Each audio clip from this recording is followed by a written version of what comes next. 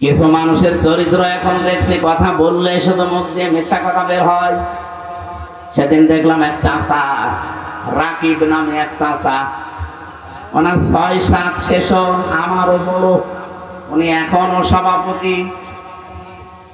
আমার সেই ১৫ সালে ছাত্র জীবন শেষ হয়ে গেছে, ওর তো আরো ২ বছর আগে ১৩ সালে শেষ হওয়ার কথা, ও এখনো সভাপতি থাকে কি করে? ও মানুষের কিয়ামত পর্যন্ত সভাপতি থাকবে। গত ২ দিন আগে ঘোষণা দিয়েছে এই দেশে যে ইসলামী ছাত্র শিবির ১৯৭১ সালে রক কেটেছে। ১৯৭১ সালে শিবির বলে বাংলাদেশে কিছু ছিল, তো প্রতিষ্ঠায় হয়েছে ১৯৭৭ সালে। এক কথা বলছেন না কেন? এরকম তাহা মিথ্যা কথা আপনি বলবেন আর দেশের মানুষ শুনবে। অত পাগল দেশের মানুষ আর নেই। যেন অনেকের চরিত্র আজ উদ্ভাসিত হয়ে গেছে। মানুষ বলছে তো পাগল, মেয়াদ উত্তীর্ণ গাঁজা খেয়েছে, এ কারণে এরকম। আগস্টের ৫ তারিখের পর থেকে এই ১০ মাস ৫ দিনে আপনি বলেন বহু মানুষ এই ১০ মাস ৫ দিনে এমন এমন কামাই করেছে যেটা পুরাটাই হারাম। এক কথা বলে দেখেন, এই যে যারা চাঁদাবাজি করেছে এই এলাকায় হয়তো না থাকতে পারে, করেছে তো সারা বাংলাদেশে কোন জায়গায়। চাঁদাবাজি যারাই করেছে ওর পুরাটাই হারাম। বলেন, গত মাসে আমাদের জেলা ইউনিটের একটা বৈঠকে একটা হাদিস আমাকে পড়িয়েছে, মানিদ দাআ মা লাইসা লাহু ফালাইসা মিন্না। কি পড়েন না? মানিদ দাআ মা লাইসা লাহু ফালাইসা মিন্না ওয়ালিয়াতাবাওয়া মাকআদাহু মিনান নার। মুসলিম শরীফের হাদিস। হযরতে আবু যর রাদিয়াল্লাহু তাআলা আনহু বর্ণনা করেন, কোন ব্যক্তি যদি এমন জিনিসের মালিকানা দাবি করে যে জিনিস তার না, জোর করে জবরদস্তি দখল করে নিজের আয়ত্তে নিয়ে নেয়, 2টা শাস্তি তার জন্য। ১ নম্বরে ফালাইসা মিন্না, ওই দিন থেকে সে আর নবীর উম্মত নেই। প্রাণপ্রিয় জেলা কুষ্টিয়া কুমারখালী থানার অন্তর্গত শান্দিয়ারা হাফিজিয়া মাদ্রাসার উদ্যোগে ডাসা হাই স্কুল ময়দানে মহাবিশ্বের মহাবিশ্বর আমাদের মালিক মহান রব্বুল ইজ্জাত ওয়াল জালালের মুখের পবিত্র বাণী কোরআনে কারীম তাফসীরুল কোরআন মাহফিলের স্বনামধন্য সভাপতি জনাব আমির হোসেন জুয়েল, সভাপতি শান্দিয়ারা হাফিজিয়া মাদ্রাসা ও ডাসা মাধ্যমিক বিদ্যালয় কুমারখালী কুষ্টিয়া, আতালাল্লাহু উমরাহু ওয়া বারাকাল্লাহু ফি হায়াতি। বলেন আমিন। দেখতে মনে হচ্ছে হযরতে বেলালের মতো লাগছে না? আল্লাহ পাক কিয়ামতে হযরতে বেলালের কাতারে যেন দাঁড় করিয়ে দেন। প্রধান অতিথি বাংলাদেশ জামাতে ইসলামী কুষ্টিয়া জেলা শাখার সম্মানিত জেলা আমির, বিশিষ্ট ইসলামিক চিন্তাবিদ, শিক্ষাবিদ, রাজনীতিবিদ জনাব অধ্যাপক মাওলানা আবুল হাশেম, আতালাল্লাহু উমরাহু ওয়া বারাকাল্লাহু ফি হায়াতি। বলেন আমিন। এতক্ষণ যারা এখানে আলোচনা রাখলেন আপনাদের এই থানার কৃতি সন্তান, ইসলামিক চিন্তাবিদ, হাজার হাজার আলেমের উস্তাদ হাফেজ মাওলানা জুলফিকার আলী। আলোচনা রেখেছেন হাফেজ মাওলানা শামসুল আলম বকুর। এখানে উপস্থিত আছেন খোকসা কুমারখালী এ আসনের বাংলাদেশ জামাতে ইসলামী মনোনীত এমপি পদপ্রার্থী, ইসলামিক চিন্তাবিদ, রাজনীতিবিদ, শ্রদ্ধাভাজন বড় ভাই জনাব আফজাল হোসেন দামাত বারাকাতুহুল আলিয়া। বলেন আমিন। উপস্থিত আছেন কুমারখালী উপজেলার শ্রদ্ধাভাজন আমির বাংলাদেশ জামাত ইসলামী জনাব আফতাবউদ্দিন মাস্টার, অধ্যাপক এএসএম মতিউর রহমান উপজেলা আমির শৈলকুপা। এসেছে উনি শৈলকুপা বাংলাদেশ জামাত ইসলামী মনোনীত এই আসনের জন্য উনি মনোনীত এমপি পদপ্রার্থী। এসেছিলেন ওই মনে হয় মাগরিবের পরে, আমি যখন যাচ্ছিলাম ওই সময় দেখলাম কথা বলছিলেন। এখানে উপস্থিত আছেন হাফেজ মাওলানা মোহাম্মদ আবু সাইদ, ইউনিয়ন আমির পান্টি কুমারখালী কুষ্টিয়া, এই ইউনিয়নের সম্মানিত আমির। মঞ্চে বসা অত্র এলাকার সর্বজন শ্রদ্ধাভাজন ব্যক্তিবর্গ, সামনে বসা মুসলমান ভাইরা, পর্দার আড়ালের সম্মানিতা মা এবং বোনেরা, এই যে যারা দাঁড়িয়ে আছেন বসার জায়গা পান না, এসব জায়গায় তো বসা যায় না। এত মূর্তি ভাঙার পরেও যদি এরা দাঁড়িয়ে থাকে, আমার মনে হয় মূর্তি বাদ দিয়ে এদেরকে ভাঙার দরকার। যাদের মাথায় সমস্যা নেই একটু বসে, এটা ইবাদত চলছে অলরেডি। এখানে কত ব্যস্ততম মানুষ বসে আছে আপনারা টের পাচ্ছেন না? 2 আসনের দায়িত্ব, এখন যাই আরো বিভিন্ন কাজ ছিল। কোরআনে কারিমের মহব্বতে কোরআনে কারিম শোনার জন্য উনি বসে গেছে। ওনার মতো ব্যস্ত মানুষ আরো যারা যদি বসে থাকতে পারে কোরআনের মহব্বতে। আপনি দাঁড়িয়ে আছেন কেন? বসেন, নাকি চেয়ার দেওয়া লাগবে? বসে পড়েন। এই ছেলে, কতবার বলা লাগে বসেন। আজকের এই অনুষ্ঠান কি শুধু মুসলমানদের জন্য? দিনের বেলা আপনারা যেটা করেছেন ওটা হয়তো সবার জন্য ছিল নাকি? আমি আসার পরে যতটুকু শুনতে পেরেছি, জানতে পেরেছি, অন্তত মাগরিবের পর থেকে যা আরম্ভ হয়েছে এখন পুরাটা ইবাদত চলছে। এই ইবাদতটা পৃথিবীতে যত নফল ইবাদত আছে তার ভেতরে সবচাইতে উত্তম এবং শ্রেষ্ঠ, আফদালুল ইবাদা। এখানে তাফসীর দিয়ে নবীজি জানিয়েছেন পৃথিবীতে এর চাইতে উত্তম ইবাদত আর নেই। মসজিদে নববীতে নবীজি প্রবেশ করে দেখলেন কিছু মানুষ কোরআন শরীফ নিয়ে ব্যস্ত আছে। বাম পাশে তাকিয়ে দেখলেন কিছু মানুষ আল্লাহর জিকির করছে। নবীজি বললেন 2টা দল ভালো কাজে আছে, তবে সবচাইতে উত্তম কাজে আছে তারা যারা আল্লাহর কোরআন নিয়ে ব্যস্ত আছে। আল্লাহ আমাকে এই মুহূর্তে নির্দেশ পাঠিয়েছেন কোরআনে কারিম নিয়ে যারা ব্যস্ত আছে আমি যেন তাদের এই ময়দানে শ্রোতা হিসাবে বসে পড়ি। আপনি টের পাচ্ছেন কি বললাম? বিশ্ব নবী যদি এখন বেঁচে থাকতে আরে কুমারখালী এই সান্দিয়ারা এই রাস্তা দিয়ে যদি হেঁটে যেতেন, নবীজি কোরআনের এই আলোচনা শোনার জন্য দামি অনুষ্ঠানে নিজে শ্রোতা হয়ে বসে পড়তেন। এইরকম একটা জায়গায় আমার মতো আপনার মতো মানুষ বসে আছে, খুশি হয়ে বলেন আলহামদুলিল্লাহ। অন্তত এখানে যারা বসে আছেন আমাদের যদি সওয়াব আজকে নাও হয়, এই যতক্ষণ বসে আছি গোনা হচ্ছে না, এই গ্যারান্টি আমরা দিতে পারি। গোনা হচ্ছে না, অনেক কিছু গোনা আমরা বাইরে থাকলে এতক্ষণ করে ফেলতাম। সব অপরাধ থেকে আল্লাহ আমাদেরকে মাহফুজ রেখে কোরআনের এক একটা অক্ষরে 10টা করে নেকি হয়। হাদিস আমরা শুনেছি, মান ক্বারাআল কোরআন হারফান ফালাহু আশরু হাসানাত। হাসানাতুন না, হাসানাত বহু বছর। কেউ যদি কোরআনের একটা আয়াত পড়ে, একটা অক্ষর তেলাওয়াত করে, কমপক্ষে তার আমল নামে আল্লাহ 10টা করে নেকি দান করবে। নেকির মর্যাদা এখন বোঝা যাচ্ছে না, এটা বোঝা যাবে চোখ বন্ধ করে। তাফসীরে ফি জিলালিল কোরআনে পড়েছি, কিয়ামতের কঠিন ময়দানে রব্বুল আলামিন মানুষের একটা নেকি যখন কম হয়ে যাবে, এই লোকটাকে আল্লাহ পাঠিয়ে দেবে তার আপনজনদের কাছে। যা চিন্তা করবে, পৃথিবীতে সবচাইতে বেশি কষ্ট স্বীকার করেছিল আমার জন্য আমার মা, এই জন্য মায়ের কাছে প্রথমে যাবে, ভাইয়ের কাছে যাবে। এমন এমন মানুষের নাম আমি এখানে পেয়েছি, প্রায় 7 জনের নাম আছে। একটু চিন্তা করেছিলাম আল্লাহ কেন এদের নাম দিলেন প্রথমে। এখানে বেশি হয়ে যাচ্ছে ভাই, কথা বলা যাবে, যে যেখানে থাকে থাকে, এদিকে তাকিয়ে থাকে, এমনি অল্প সময় কথা বলবে গরম। ইয়াউমা ইয়াফিরুল মারউ মিন আখিহি ওয়া উম্মিহি ওয়া আবিহি ওয়া সাহিবাতিহি ওয়া বানি। আপনি সিরিয়াল হিসাবে যাদের নাম আল্লাহ বললেন হিসাব করে দেখেন, এই মানুষগুলো দুনিয়ায় বিপদে পড়লে এগিয়ে যায়। প্রথমে আল্লাহ ভাইয়ের নাম দিয়েছেন, মায়ের নাম দিয়েছেন, বাবার নাম দিয়েছেন, এরপরে স্ত্রীর নাম দিয়েছেন, সঙ্গী সাথী সন্তানাদি, এরপরে দুনিয়ার অন্য কেউ। আমি একটা একটা করে সিরিয়াল মিলিয়ে দেখেছি, এর ভেতরে পীর সাহেবের নাম নেই। আছে? প্রথমে ভাইয়ের নাম, মায়ের নাম, বাবার নাম, স্ত্রীর নাম, সন্তানের নাম, বন্ধুর নাম, 7 নম্বরে দুনিয়ার অন্য কেউ।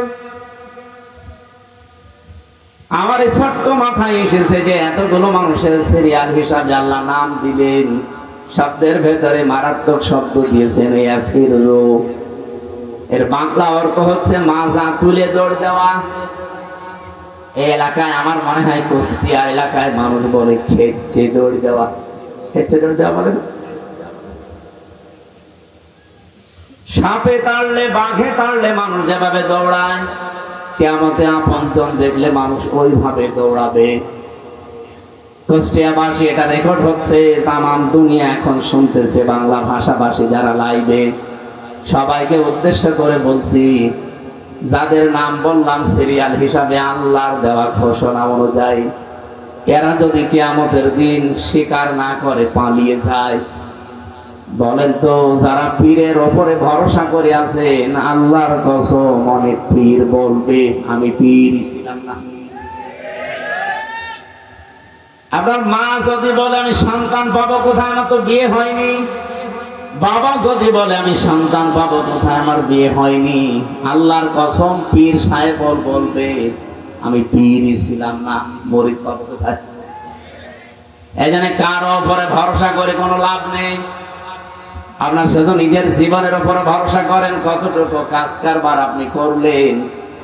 আমার এই 33 বছর বয়স, এই 33 বছরে আমি যা করেছি এইটার উপরে ভিত্তি করে আমার জীবনে কিয়ামতে আল্লাহ বিচার করবে।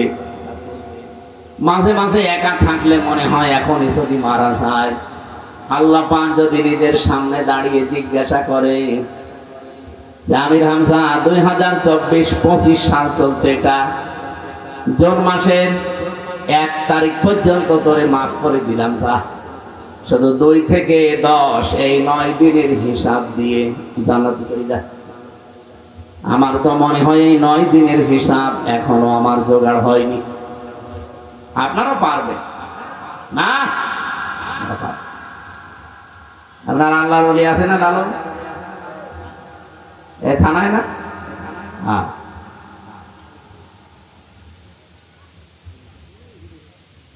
তাফসীরে ফি জিলালিল কোরআনে সাজ্জাদ কুতুব রাহমাতুল্লাহ আলাইহি আয়াতের ব্যাখ্যা করতে গিয়ে লিখেছেন, কিয়ামতে যখন একটা একটা করে সবাই পালিয়ে যাবে, লোকটা মাথা নিচু করে সে আল্লাহর দরবারে দাঁড়াবে।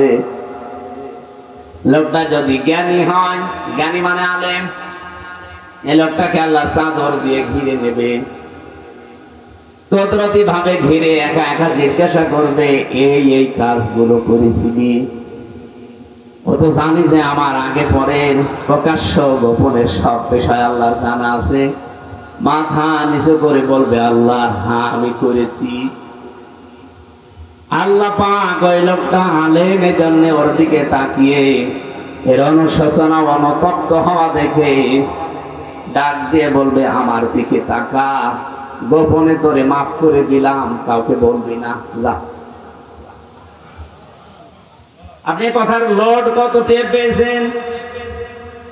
কিয়ামতের দিন আলেম এদেরকে আল্লাহ অপমান করবে না সবার সামনে, জন্য কুদরতের চাদর দিয়ে ঘিরে নেবে, অপরাধগুলো স্মরণ করাবে। ঠিক মাথা যখন নিচু করে অনুতপ্ত অনুশোচনা করবে, লোকটার জন্য আল্লাহ বলবে কাউকে কিছু বলবে না, গোপনে করে মাফ করে দিলাম।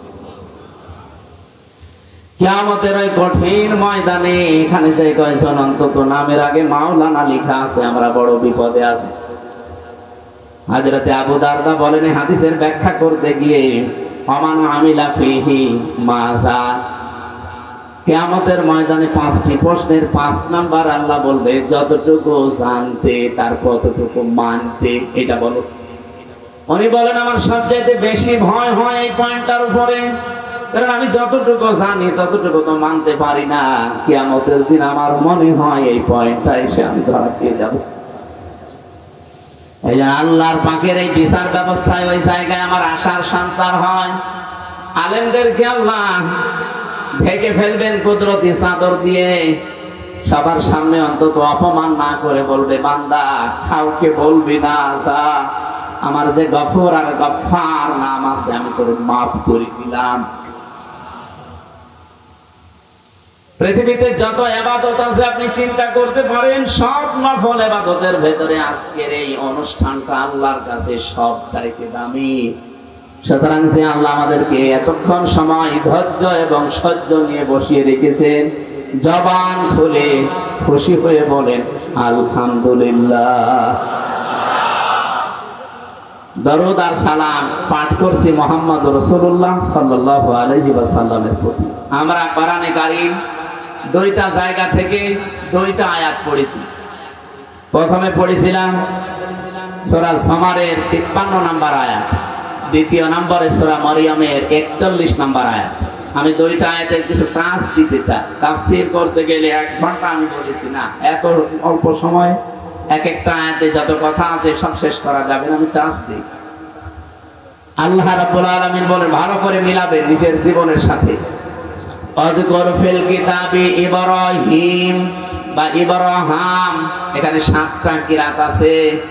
আমার বিশ্ববিদ্যালয় কোরআনের উপরে কিরাতের উপরে যে বিষয়টা আমি পড়েছিলাম ৭ কিরাত, তার ভেতরে ২ কিরাত আমি এখানে পড়লাম। রব্বুল আলামিন বলেন, স্মরণ করো বা আলোচনা করেছি এই কিতাবের ভেতরে আমার নবী ইব্রাহিম আলাইহিস সালামের কাহিনী। ইন্নাহু কানা সিদ্দীকান নাবিয়্যা, নিশ্চয় অবশ্যই সে ছিল সিদ্দিক এবং নবী। তাহলে এখানে আমরা কিতাবের ভেতরে আলোচনা পাচ্ছি, অনেকগুলো মানুষের নামের আলোচনা আছে। তার ভেতরে ১ নম্বরে পেলাম ইব্রাহিম, যিনি আমাদের জাতির পিতা। আমাদের জাতির পিতা যে ইব্রাহিমের বিষয়ে কোনো সন্দেহ আছে? আমাদের রিমান্ডে জিজ্ঞাসা করেছিল ওই মাটির নিচে আয়না ঘরে যে আমাদের জাতির পিতাকে, যেই বলেছি ইব্রাহিম, সঞ্জয় দত্ত এসপি।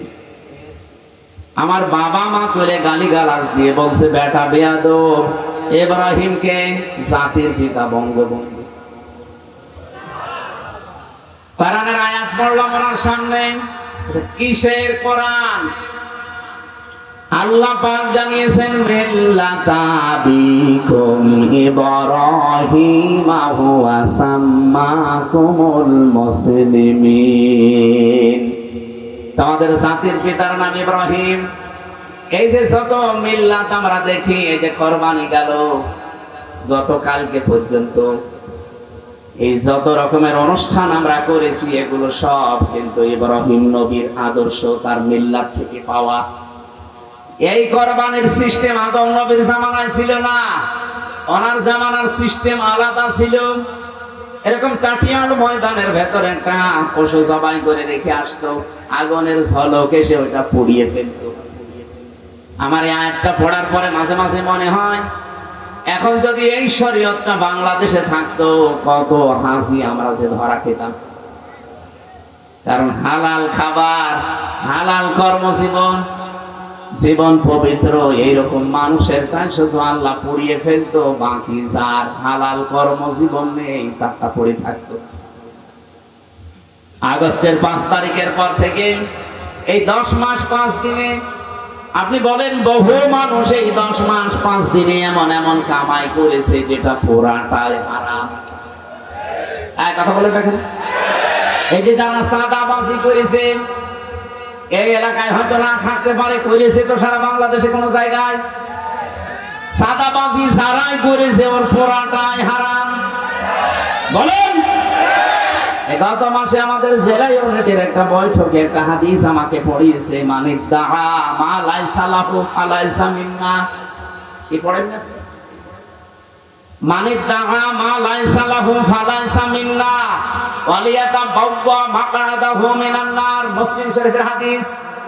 হযরতে আবু যর রাদিয়াল্লাহু তাআলা আনহু বর্ণনা করেন, কোন ব্যক্তি যদি এমন জিনিসের মালিকানা দাবি করে যে জিনিস তার না, জোর করে জবরদস্তি দখল করে নিজের আয়ত্তে নিয়ে নেয়, 2টা শাস্তি তার জন্য। ১ নম্বরে ফালাইসা মিন্না, ওই দিন থেকে সে আর নবীর উম্মত নেই। আমার মনে হয় আগস্টের ৫ তারিখের পর থেকে এই জুন মাসের ১০ তারিখ পর্যন্ত বহু মানুষ আল্লাহর নবীর উম্মতের তালিকায় আর নেই। ২ নাম্বারটা আরো কঠিন, ওয়ালিয়াতাবাওয়া মাকআদাহু মিনান নার। সে যেন জাহান্নামে নিজের স্থানটা তৈরি করে নিল। সুতরাং যারা এই কাজ করেছেন এখনো করছেন, আপনি যদি এই টাকা, এই সম্পদ, এই মাল যদি তাকে ফেরত না দেন, আপনি মরে গেলে আমি না, কাবা শরীফের ইমামও যদি বলে বিসমিল্লাহি ওয়া আলা মিল্লাতি রাসূলিল্লাহ, কিছুই হবে না। আল্লাহর নামে রাসূলের দলে তুলে দিয়ে গেলাম, আপনি আল্লাহর নামেও নেই, রাসূলের দলেও নেই, এই কথা বলেন না কেন? সুতরাং আমরা চাই, আমার নিজের জেলা এটা, 64 জেলার ভেতরে জেলার প্রতি আমার মায়া মহব্বত ভালোবাসা এমনি মানুষ হিসাবে একটু বেশি। সেই হিসাবে বলছি, যারা অন্যের সম্পদ দখল করেছেন ফেরত দেন। কারা কারা দেবেন হাত তোলেন তো। ও, এলাকায় হালকা কয়েকজন আছে, ঠিক। হাদিস মনে হয় এখানে বলা আমার ঠিক হইল না নাকি? এলাকায় তো এগুলো নেই।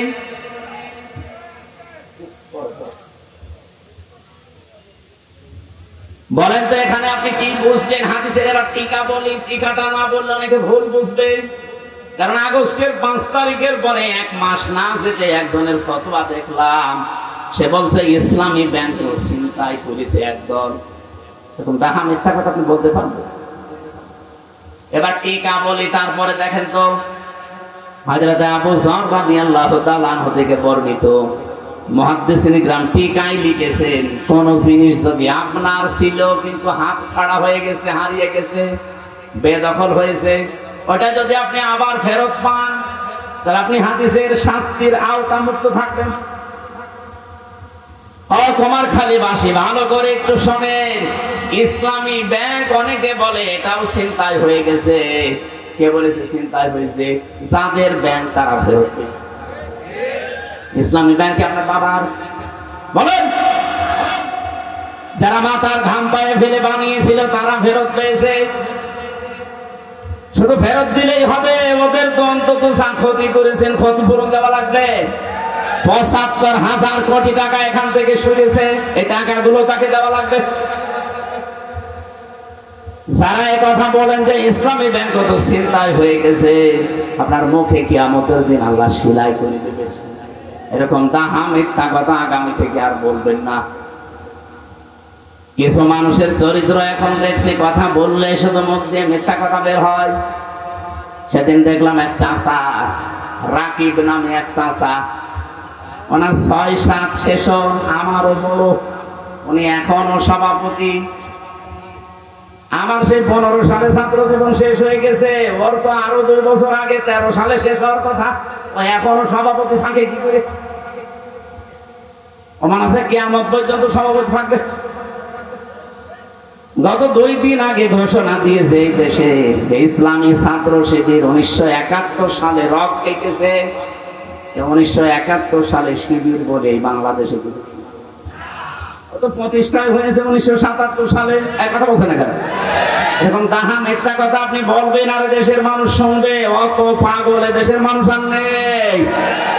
যেন অনেকের চরিত্র আজ উদ্ভাসিত হয়ে গেছে। মানুষ বলছে তো পাগল, মেয়াদ উত্তীর্ণ গাঁজা খেয়েছে, এ কারণে এরকম।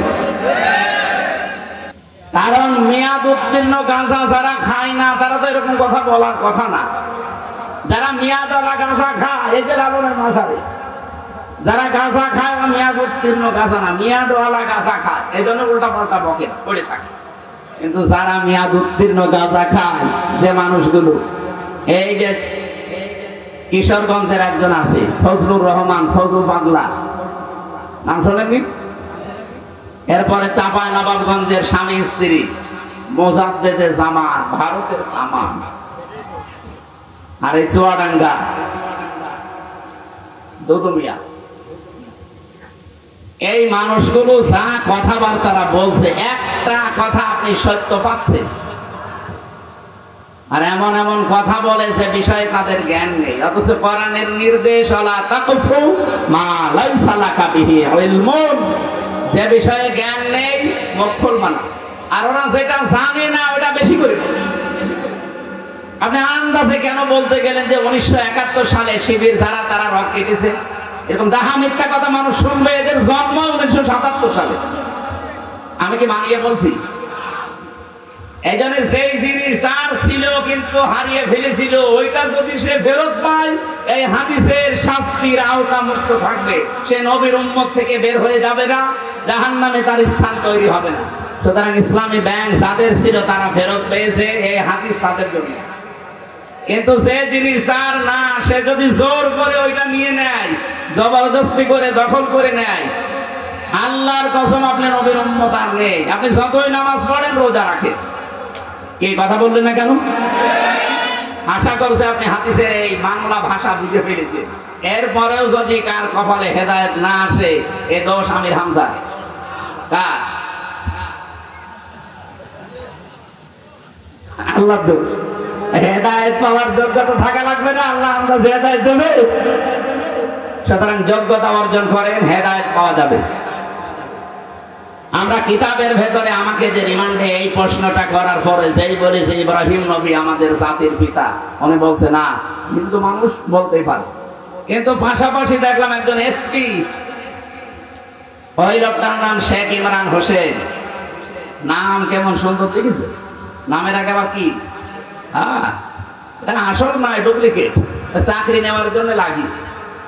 এই শেখ সাহেব এসে বলছে, হ্যাঁ জাতির পিতা আপনি বঙ্গবন্ধুকে মানেন না, আপনি কোন দেশের মানুষ? কেন বাংলাদেশের? না, এই দেশে বাস করতে হলে জাতির পিতা বঙ্গবন্ধুকে মানা লাগবে।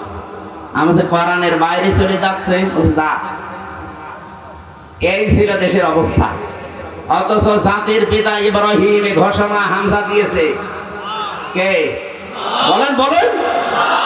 আল্লাহ বলেন হুয়া সাম্মাকুমুল মুসলিমিন, তিনি তোমাদের নাম মুসলমান রেখেছে। এই হুয়ার ফাইল হয় আল্লাহ তাআলা নিজে অথবা ইব্রাহিম নবী, যেহেতু তিনি আমাদের পিতা। এই জাতি হিসাবে আমাদের নাম, আমরা শুধু বাঙালি না, আমরা জাতি হিসাবে কি? মুসলিম। জোরে বলেন কি?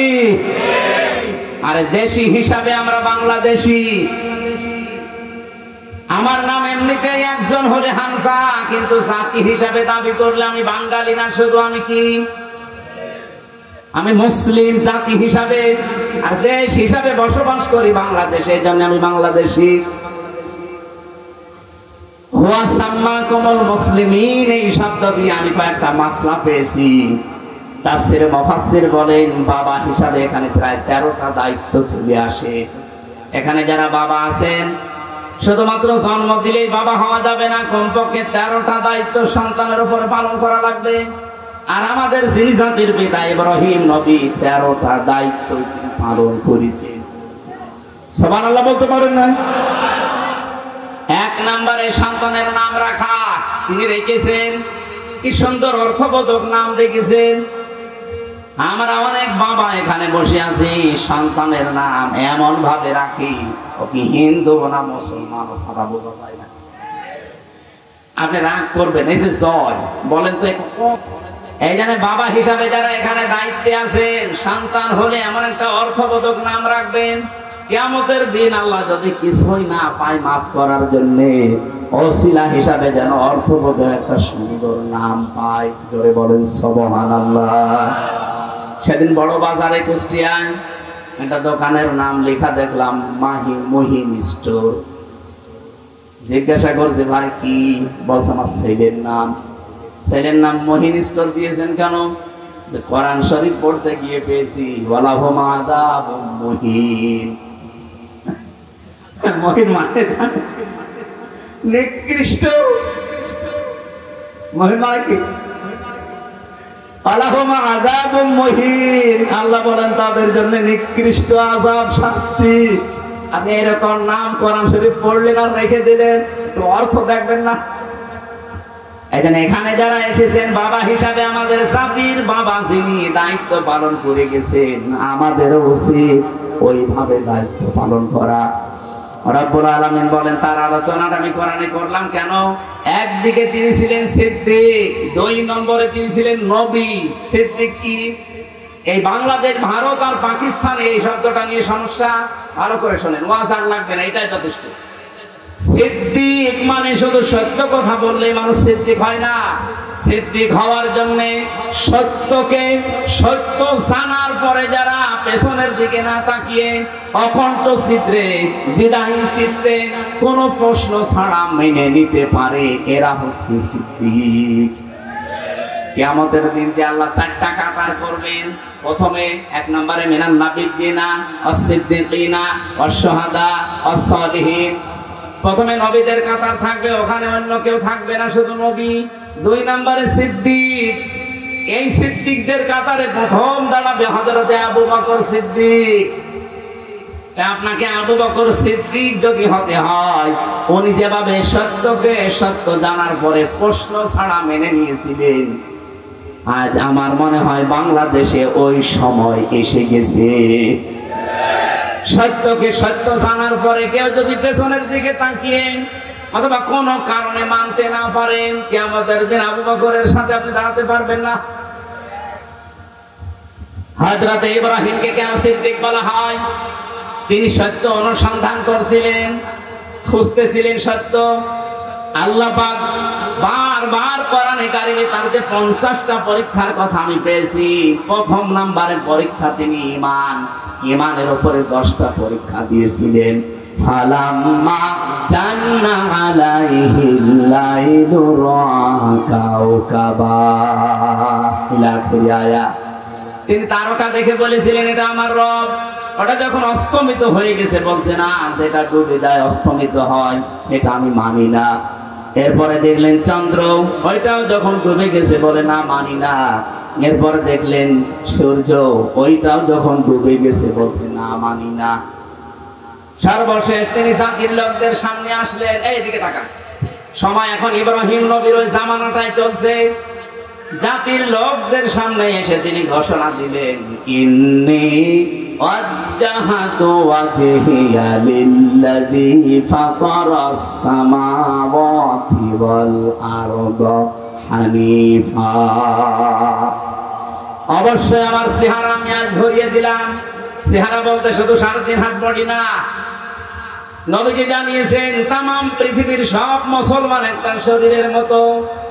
শরীরের কোন জায়গায় যদি আঘাত লাগে পুরা শরীরে যেমন খবর হয়ে যায়, তামাম দুনিয়ার মুসলমানেরা একটা শরীরের মতো।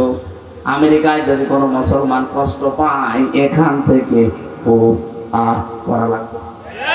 হ্যাঁ, কথা বলছেন, বুঝলেন হাদিস থেকে? উনি যে চেহারা ঘুরিয়েছিলেন, শুধু এইটার নাম চেহারা না, এজন্য উনি আয়াতের মাঝখানে হানিফা দিয়েছেন। উনি বললেন আমার এই চেহারা শুধু আমি ঘোরাইনি, আসমান আর জমিন যিনি উদ্ভাবক বানিয়েছেন। সাধারণ শব্দের শাব্দিক অর্থ হচ্ছে মডেল ছাড়া, নমুনা ছাড়া, কোন নিদর্শন ছাড়া, কোন আকার আকৃতি ছাড়া নতুন করে যিনি একটা জিনিস বানাতে পারেন, সেটার আরবি নাম ফাতারা। উনি ঘোষণা দেওয়ার ভেতরে আয়াতের শব্দ দেখেছেন, ইন্নী ওয়াজ্জাহাতু ওয়াজহিয়া লিল্লাযী ফাতারাস সামাওয়াতি ওয়াল আরদা হানিফা।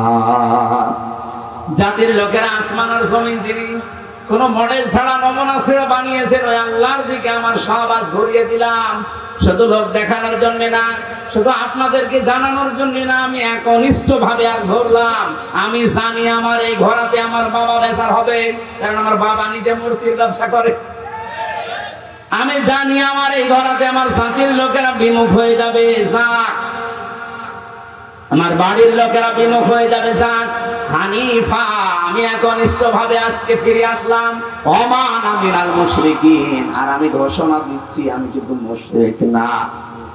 হযরত ইব্রাহিম তিনি সত্যকে খুঁজতেছিলেন, খুঁজতে অনুসন্ধান করতে যখনই পেয়ে গেছেন, সব কিছুকে বিমুখ করে তিনি সত্যকে মেনে নিয়েছেন।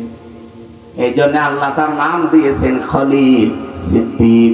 সুবহানাল্লাহ বলতে পারেন ভাই? আত্তাখাদাল্লাহু ইব্রাহিমা খলিলা, আমি আল্লাহ নিজে ইব্রাহিমকে খলিল, অন্তরঙ্গ বন্ধু হিসাবে গ্রহণ করেছি। আর এখানে বলছেন আমার ইব্রাহিম সিদ্দিক। সত্যকে সত্য জানার পরে কত বাধা ছিল তার, পরিবারের বাধা, বাবা মার বাধা, সমাজের বাধা, রাষ্ট্রের বাধা, সব বাধা উপেক্ষা করে বলেছিলেন হানিফা আমি একনিষ্ঠ ভাবে ঘুরলাম। আজও বাংলাদেশে ওই সময় চলছে, ৭৩টা দল বাংলাদেশে কাজ করছে, ৭৩টা দল। আপনি বলেন এই দলের ভেতরে 5টা কর্মসূচি যারা পালন করে আল্লাহর ভাষায় তারা সফল।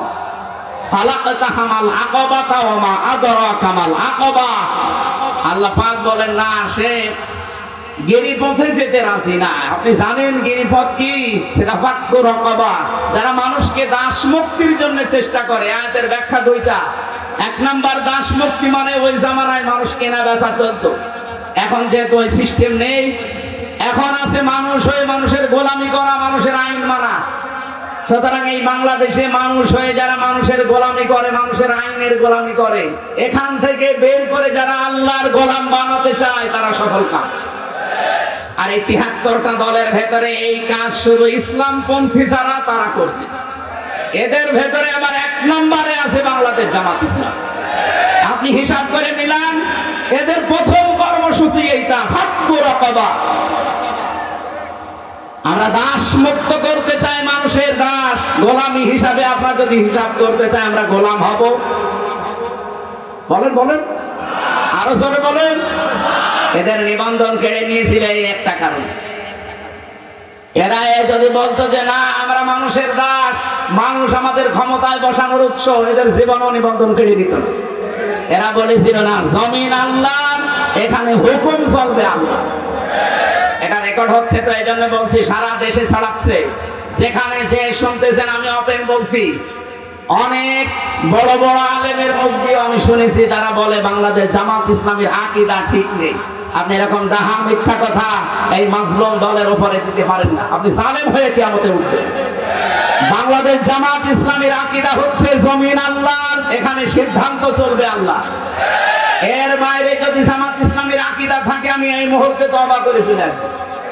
যারা জামাতের এখানে আছে জিজ্ঞাসা করে দেখেন তো আলেমকে, জমিন আল্লাহর আইন চলবে বাবা, জমিন আল্লাহর আইন চলবে মওদুদির। যদি এই কথা ওনারা বলে, ওনাদের সাথে আমি আজকে থেকে আমি তওবা করে চলে আসবো।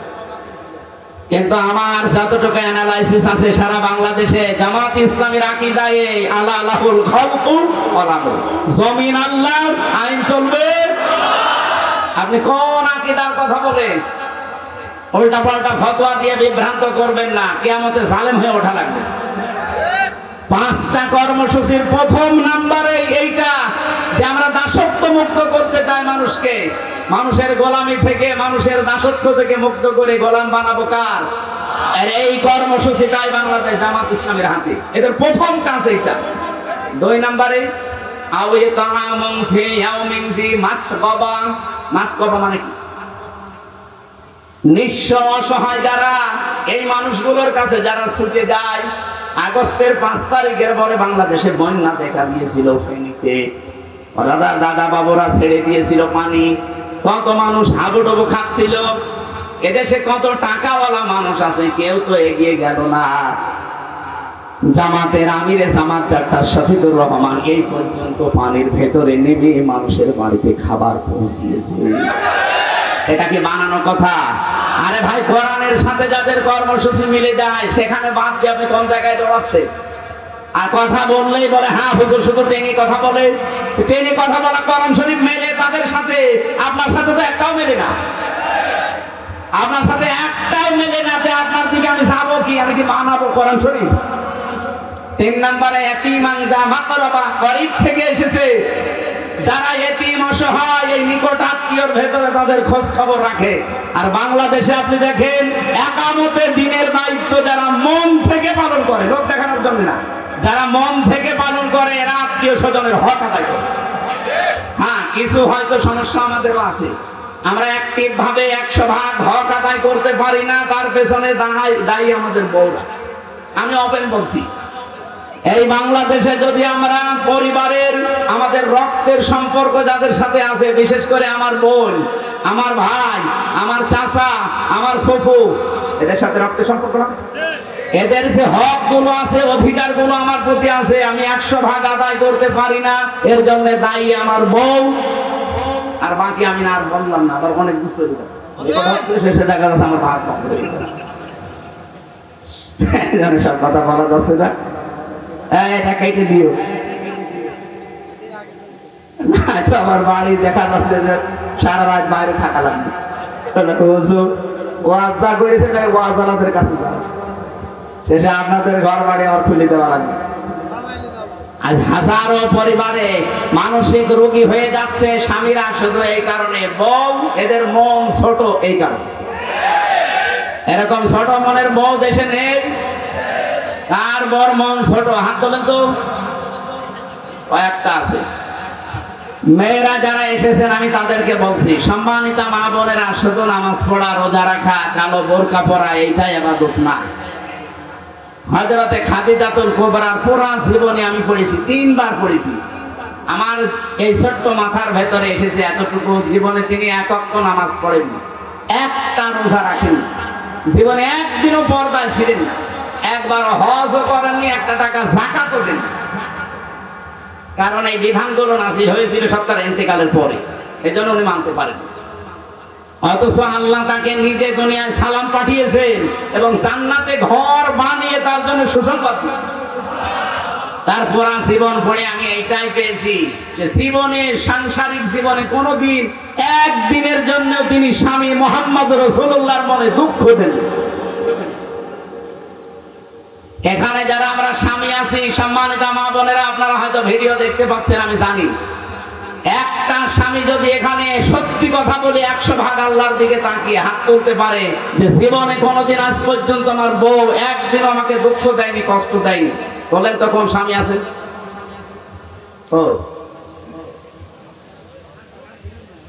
না,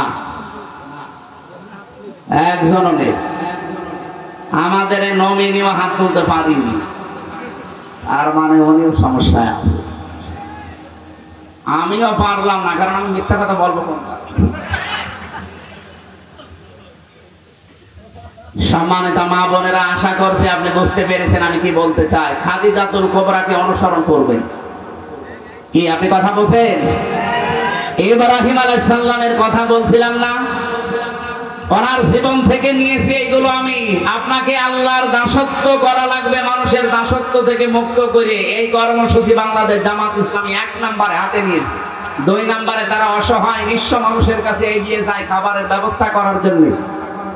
আমিরে জামাত ডাক্তার শফিকুর রহমান হাফিজাহুল্লাহ ঘোষণা দিয়েছে, বাংলাদেশে জামাত ইসলামী থেকে কেউ যদি এমপি হয়, ওর যে সম্পদ নিয়ে এমপি হবে, যদি 100 টাকা নিয়ে এমপি হয়, 5 বছর পরে 100 টাকায় থাকবে, 1 টাকাও বাড়বে না। বাংলাদেশে যত দল এই দেশে রাজনীতি করছে, ওই দলের লোক যদি এই গ্যারান্টি দিতে পারে, আমি তাকে ভোট দেব। দেন এরকম সৎ সাহস কোন দলের নেতার আছে যে বলতে পারে আমার দলের এমপি যদি হয় 5 বছর পর 1 টাকা বাড়বে না, আরো যা আছে কমবে? আমার মনে হয় কেউ এমপি দাঁড়াবে। ও সাতার রাস্তায় আমি যাবো, আমার যা আছে অন্তত 5 বছরে আরো 50,000 বাড়বে, আর ওই এমন রাস্তা 1 টাকাও বাড়াতে পারবে। এটার প্রমাণ দিয়েছে আমিরে জামাত ডাক্তার কে মাওলানা মতিয়ার রহমান নিজামী রহমতুল্লাহ আলাইহি। মন্ত্রীর দায়িত্ব পালন করে 5 বছর পরে 36 টাকা ফেরত দিয়েছে রাষ্ট্রকে। পৃথিবীর ইতিহাসে এই প্রথম, পৃথিবীর ইতিহাসে প্রথম যে দায়িত্ব পালন করে আরো টাকা ফেরত দেয়। আর অন্যান্য দায়িত্বশীল মানুষকে আমরা দেখেছি 5 বছরে তারা 620টা বাড়ি বানিয়েছে। কথা বলেন। সেদিন সিঙ্গাপুরে ছিলাম, মালয়েশিয়া, থাইল্যান্ড, ইন্দোনেশিয়া, প্রায় 12-13টা রাষ্ট্র আমি ঘুরছিলাম। যে দেশে যায় আগে হোটেলে উঠি, হোটেলে নামলাম, নিচে দেখি শয়তান বসে আছে। কি আপনি এখানে কেন? বলছো হুজুর আমি আগেই পালিয়েছি। আমি ভাব দেখে ফেলেছিলাম যে 3 তারিখের পরে অবস্থা ভালো না, ওই বিকালে আমি চলে এসেছি। কেন আসলেন? আপনার তো 620টা বাড়ি, ওই চট্টগ্রামে বাড়ি, 620টা বাড়ি বানিয়েছে শয়তান। ওই মালয়েশিয়া ওর সাহেব পাড়া আছে, তালা লাগানো থাকে না, ওই হোটেল ভাড়া করে থাকে। এক একটা দিনের ভাড়া, রাতের ভাড়া 90,000 টাকা বাংলাদেশে। এখানে থাকেন আপনি, বাইরে চলেন, বাইরে যে মায়ের খাবো। বাঙালি আছে এই দেশে 20 লাখ। যদি আমার বাইরে দেখতে পায় যে পিটিয়ে ভক্ত বানিয়ে ফেলে, কি করলেন আপনি 15 বছরে? কেন আসলেন? আমির জামাত ডাক্তার শফিকুর রহমান এমনি তো বলে নাই, কারণ আমরা 54 বছরের ভেতরে, বিশেষ করে 15 বছর যে অত্যাচারে অত্যাচারিত হয়েছি, এই দেশের অন্য কেউ এরকম অত্যাচার সহ্য করে না। এত অত্যাচার সহ্য করার পরও যদি আমাদের সম্পদ 2 টাকা থেকে 3 টাকা না হয়, এ বাংলাদেশ আমার নামে যদি আপনি সব লিখেও দেন, আমার যা আছে ওর চাইতে 1 টাকাও বাড়বে না ইনশাআল্লাহ। কারণ এই দায়িত্বটা আমরা ইবাদত মনে করে পালন করব। আর যারা আসতে চায়, ইবাদত না, শুধু বাবা ফাদালাল সব আলাদা। যাদের আলাদা কোনো কর্মজীবন নেই, এইটাই যাদের কর্মজীবন, তারা এই লাইনে আসলে মাস্ট বি দুর্নীতি করছে।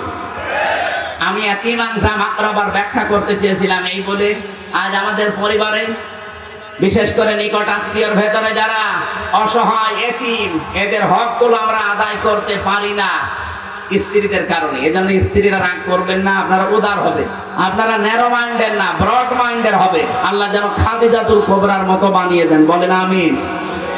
আমার সময়টা মনে হয় চলে যাচ্ছে খুব তাড়াতাড়ি। আমরা পয়েন্টগুলো পুরাটা শেষ করতে পারছি না। সূরা বালাদ থেকে এই তাফসীরটা দেখবে। আমাদের জাতির পিতা 1 নম্বরে সিদ্দিক ছিলেন, এই কারণে তিনি সত্যকে অনুসন্ধান করতে করতে যখন পেয়ে গেছেন, সবকিছু পেছনে ফেলে তিনি গ্রহণ করেছিলেন। আর আমাদের চোখে আঙ্গুল দিয়ে দেখিয়ে দেয় যে এগুলো সত্যবাদীদের নিদর্শন, এরপরও মানুষ মানতে চায় না, পেছনের টানে। আপনি সত্যবাদী কিয়ামতে সিদ্দিক হয়ে উঠবেন কোন কারণে? আপনাকে জীবনে আল্লাহ আবু বকর সিদ্দিকের কাতারে দাঁড় করাবে না। আবু বকর সিদ্দিকের কাতারে দাঁড় করাতে হলে আপনাকে অবশ্যই সিদ্দিক এই মুহূর্তে হওয়া লাগবে। আমি যতগুলো দলের নাম বললাম, বলেন তো মানুষকে মানুষের দাসত্ব থেকে মুক্ত করার জন্য সর্বাত্মকভাবে চেষ্টা চালাচ্ছে বাংলাদেশ জামাত ইসলাম ছাড়া অন্য কেউ। যদি পান অন্য কেউ এরকম নাকি ভাবে দায়িত্ব পালন করছে, আপনি সেখানে যোগ দেন, কোনো অসুবিধা নেই। কিন্তু এমন কোন জায়গায় যাওয়া যাবে না। আরো যারা মানুষের গোলামি করার জন্য মানুষকে বাধ্য করে, তিনি 2 নম্বরে ছিলেন নবিয়্যা সিদ্দীকুন নবিয়্যা, তিনি নবী ছিলেন। এই নবীর ব্যাখ্যা আবার বিস্তারিত আছে ফি জিলালিল কোরআনের ইবনে কাসিরে। আমরা যেহেতু একটা আশার বাণী সঞ্চার করার জন্য কোরআনে কারিমের সূরা জুমারের আয়াতটা পড়েছিলাম, ওখান থেকে কিছু কথা বলছি। আপনি হতাশ হবেন না, ভেঙে পড়বেন না। قل يا عبادي الذين أسرفوا على أنفسهم لا تقنطوا من رحمة الله। আল্লাহ পাক বলেন, হে নবী আপনি বলুন আমার বান্দা বান্দীদেরকে নফসের উপরে জুলুম করে শয়তানের ধোঁকায় পড়ে যারা নিজেদেরকে বরবাদ করে দিয়েছো, তারা নিজেদেরকে বরবাদ করে ফেলেছো, তারা আল্লাহর রহমত থেকে নৈরাশ হয়ে যেও না, ফিরে আসো। ইন্নাল্লাহা ইয়াগফিরুদ যুনুবা জামিআ, অবশ্যই আমার আল্লাহ সব অপরাধ ক্ষমা করে দিচ্ছে এবং দেবে। আল্লাহ যদি বলতেন শুধু ক্ষমা করে দিয়েছে, তাহলে এখানে মাঝির শিখা দিতেন। ইয়াগফির দিয়েছেন, এরপরে জামবুন না দিয়ে যুনুব দিয়েছেন বহু বছর। এজন্য আমরা এমন আল্লাহ পেয়েছি তার 2টা নাম আয়াতের পরে আল্লাহ নিজেই দিলেন, ইন্নাহু হুয়াল গফুরুর রহিম। আল্লাহ একদিকে গফুর আর একদিকে রহিম। জোরে বলেন সুবহানাল্লাহ। এই যে বিশাল একটা ক্ষমা, আপনি হিসাব করে দেখেছেন, ইন্নাল্লাহা, অবশ্যই আল্লাহ, ইয়াগফিরুজ যুনুবা জামিআ। আল্লাহ ইয়াগফিরুজ যুনুবা পর্যন্ত দিলেই তো আমরা অর্থ করে ফেলতাম, আবার জামিয়া দিলেন কেন? একটা গুনাহ আপনার বাকি থাকবে না যদি সত্যি আপনি আল্লাহর কাছে তওবা করে ফিরে আসতে পারেন। এখন তাওবা কি? এই বাংলাদেশে এই শব্দটা অনেক বেশি ভেজাল আছে। এখানে আল্লাহ আয়াতের পরবর্তীতে এই যে ক্ষমার বিশাল ঘোষণা আল্লাহ দিলেন, এই ক্ষমা যদি কেউ পেতে চান, আল্লাহ বলেন 2টা শর্ত মানা লাগবে আর একটা সময় মেনটেন করা লাগবে। ওয়ানিবু ইলা রাব্বিকুম ওয়াসলিমু লাহু মিন ক্বাবলি আইয়াতিয়াকুমুল আযাবু সুম্মা লা তুনসারুন। এই ক্ষমা পেতে হলে, কোন ক্ষমা? আপনি তওবার যে ক্ষমা আছে, তওবার ইস্তেগফার কিন্তু এক না। আপনি সব সময় আস্তাগফিরুল্লাহ আস্তাগফিরুল্লাহ পড়তে পারেন, আপনার গুনাহ মাফ হবে। কিন্তু তওবা যদি কোনো মানুষ করে, আর এই ক্ষমা যদি পেতে চান, তওবার ক্ষমা শুধু তওবা করলে অপরাধগুলো আল্লাহ মাফ করে না, পুরা জায়গাটা আল্লাহ নেকি দিয়ে পাল্টিয়ে দেয়।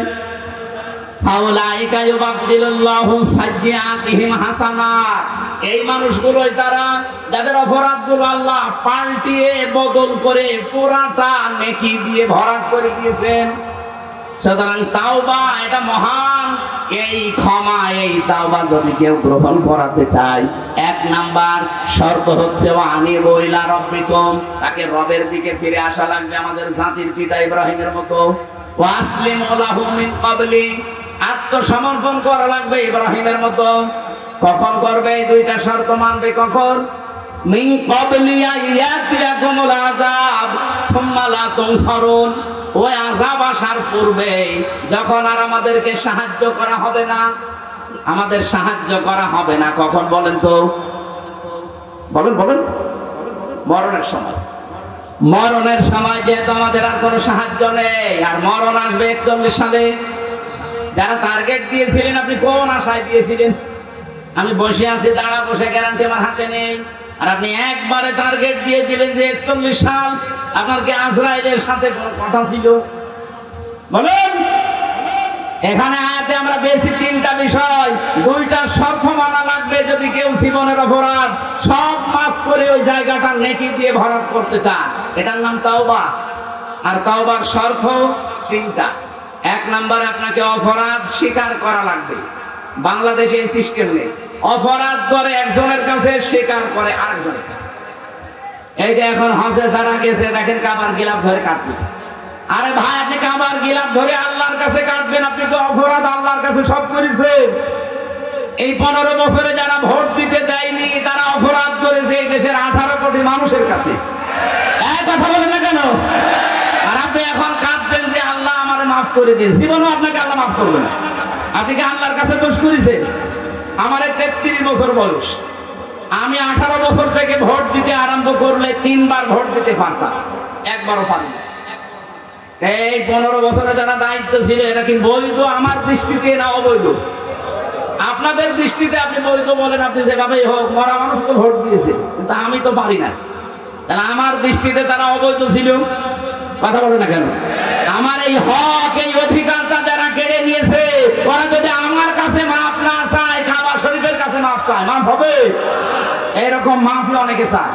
এই জন্য তাওবার প্রথম নিয়ম, অপরাধ যার কাছে স্বীকার করবেন তার কাছে। আর এইটাই বাংলাদেশে এস্টাবলিশ করা লাগবে আগামীতে। অপরাধ যার কাছে করবেন, স্বীকার করবেন তার কাছে। 2 নম্বরে অনুশোচনা করবেন, অনুতপ্ত হবেন। 3 নম্বরে জীবনে এই কাজ আর করবো না, ফিরে আসলাম, এর নাম তাওবা। এই দুইটা শর্ত মেনে নেওয়া, আল্লাহর দিকে ফিরে আসা, আল্লাহর সামনে আত্মসমর্পণ করা, অনেক বলতে যত সহজ মনে হচ্ছে এত সহজ। এই কঠিন দুইটা বিষয় মানুষ কখন মানবে? মৃত্যু আসার পূর্বে, যখন আমাদের আর সাহায্য করা হবে না। সুতরাং মরণের গ্যারান্টি যেহেতু আমাদের হাতে নেই, যখন তখন চলে আসতে পারে। এই জন্য আমাদের তাওবা করার সময় কখন? এখন। কখন? আজকে এই মন থেকে এখানে তাওবা করবে। আমি আল্লাহর দিকে ফিরে আসলাম, ইব্রাহিম নবীর মতো বহু কিছু আমার ছাড় দেওয়া লাগতে পারে। আমার বাবাও আমার শত্রু হয়ে যেতে পারে, আমার পরিবার, আমার সমাজ, আমার রাষ্ট্র পর্যন্ত আমার পেছনে লাগতে পারে। এই কথা বলেন না কেন? তারপরও আমি যেহেতু পিতার সন্তান, আমি অবৈধ সন্তান না, আমি জাতির পিতার সন্তান। বাবা আমার যেরকম ছিল, সন্তান আমি হব ওই রকম। যেমন ছিলেন আমাদের ভাই হযরত ইসমাঈল আলাইহিস সালাম। কি ছিলেন না?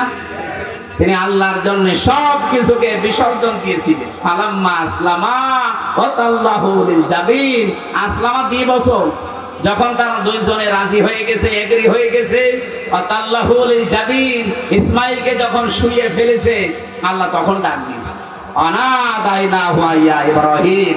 সুতরাং আজকে সময় এসেছে, এই দেশের দায়িত্বে যারা আছেন তারা ইব্রাহিম নবীর ভূমিকা পালন করবেন, আল্লাহর বিধান পালন করতে গিয়ে।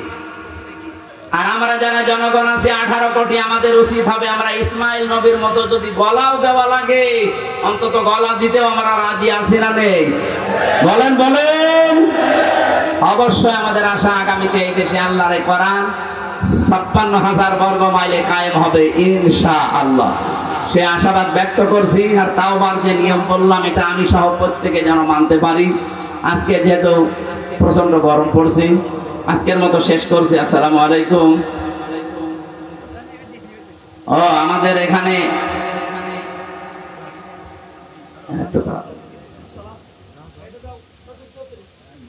কেউ উঠবেন না, মোনাজাতের আগে কেউ উঠবেন না, অনুরোধ। হ্যাঁ, মোনাজাতটা করে দেন, মোনাজাতটা করে দেন। মেহমানের সাথে মজলুম মেহমান, মজলুম মেহমান আল্লাহ মজলুমের দোয়া কবুল করেন। মোনাজাত না করে উঠে যাবেন, আস্তে করে আরো জোরে করে উঠে যাবেন। এবার আজকের মাহফিলের সম্মানিত সভাপতি সাহেব সমাপনী কথা পেশ করবেন। সাথে সাথে মাহফিলের জন্য মাদ্রাসার ছেলেরা, মহিলা প্যান্ডেলে যারা আছে, পুরুষ প্যান্ডেলে যারা আছে খালি ব্যাগ নিয়ে ভিতরে যাবে। এখন সভাপতি সাহেবের সমাপনী কথা পেশ করছে অত্র মাদ্রাসার সম্মানিত সভাপতি, ডাসা মাধ্যমিক বিদ্যালয়ের সম্মানিত সভাপতি স্নেহস্পদ জনাব আমির হোসেন জুয়েল। আমি সভাপতিকে তার সমাপনী কথা পেশ করার জন্য অনুরোধ।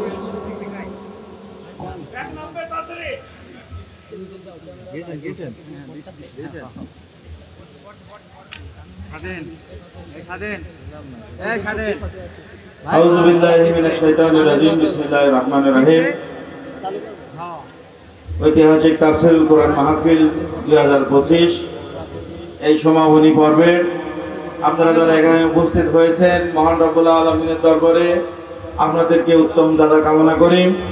আজকের এই অনুষ্ঠানে প্রধান অতিথি যিনি আসছেন তার সুস্বাস্থ্য কামনা করি এবং প্রধান তাফসীর কারক, আন্তর্জাতিক খ্যাতি সম্পন্ন মুফাসসির কোরআন জনাব মুফতি আমির হামজা সাহেবকে আমরা আল্লাহর কাছে দোয়া করি আল্লাহ ওনার ইজ্জত সম্মান বাড়িয়ে দিক, ওনার সুস্বাস্থ্য ঠিক রাখুক এবং উনি মাঠে ময়দানে ইসলামের জন্য যে খেদমত করে যাচ্ছেন আল্লাহ যেন সেইটা সুন্দরভাবে করার তৌফিক দান করেন।